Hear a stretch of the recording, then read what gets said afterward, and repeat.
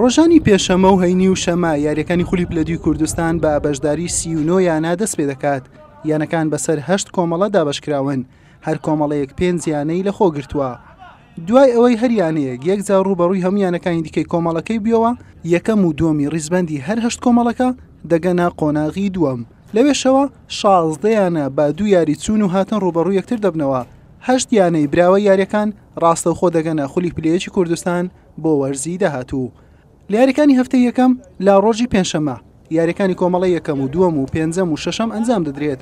لا کۆمەڵە یەکەم بەردەڕەش میوانداری دەروازە دەکات، پێشکەوتنیش میوانداری پیشەسازی دەکات، سنووریش چاوەڕوان دەبێت. لا کۆمەڵەی دوم قەڵاتجێ میوانداری ڕەواندز دەکات و هێرشیش میوانداری مەخمور دەکات. یاری هێرش و مەخمور ڕۆژێک دواخراوە بۆ ڕۆژی هەینی لەسەر یاریگای یانەی بروسک ئەنجام دەدرێت، شێخانیش چاوەڕوان دەبێت. لا کۆمەڵەی پێنجەم خورماڵ میوانداری بازیان دەکات، هاوکاری میوانداری بەختیاری دەکات، بابە گوڕگوڕیش چاوەڕوان دەبێت. لا کۆمەڵەی شەشەم سیروانی هەڵەبجە میوانداری سەرچنار دەکات، ڕانێژ میوانداری کفری دەکات، سەورات چاوەڕوانە. ڕۆژی هەینی یاریەکانی کۆمەڵەی سێم و چوارەم و حەوتەم و هەشتەم ئەنجام دەدرێت. لا کۆمەڵەی سێم چۆمان میوانداری سێمێڵ دەکات، تەقتەقیش دەبێتە میوانی جیهان، چوار قوڕنا چاوەڕوانە. لا کۆمەڵەی چوارەم تەناهی میوانداری خەبات دەکات، یاری زانکۆی سەلاحەدین و زانکۆی جیهان لەسەر یاریگای دووەمی فرانس و هەریری ڕۆژی شەممە بەیەک دەگەن، بروسچیش پشوو دەبێت. لا کۆمەڵی حوتەم پەیام و پێنجوێن ڕوبەڕوو دەبنەوە، پیرەمەگرونیش میوانداری بابان دەکات، پێشەوە چاوەڕوان دەبێت.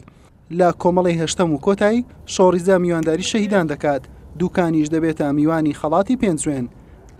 یانەی بروسک خاوەنی دوو نازناوی خولی نەهەبی کوردستان لە دوای ساڵی 2013ەوە لە ڕکابەری یانە گەورەکانی کوردستان دابڕاوە.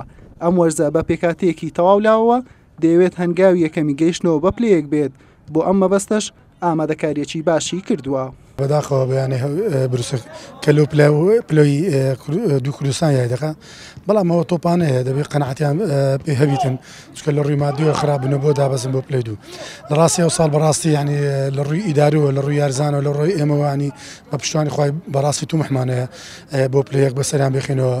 یانی بروسک لە ڕووی ئامادەکاریشەوە بەڕاستی ئامادەکاریمان زۆر باشە. بەڕاستی ئێمە کە داخلی دەوری دەبین بەڕاستی ئامادەین، یعنی نەک لە ئێستاوە من لە دوانە چ بدەم لە ناو دەوری لێ دوانەشکە بدەم، بەڕاستی ئامادەین لە ڕووی جەستەوە زۆر باشین. ینی یاریەکانی خولی پلە2 کوردستان 5 ڕۆژ جارێک ئەنجام دەدرێت و تەواوی یاریەکان لە کاتژمێر 4 و 30 خولەکی ئێوارە بەڕێوە دەچێن. حوسێن محەممەد، کەناڵی ئاسمانی پەیام، هەولێر.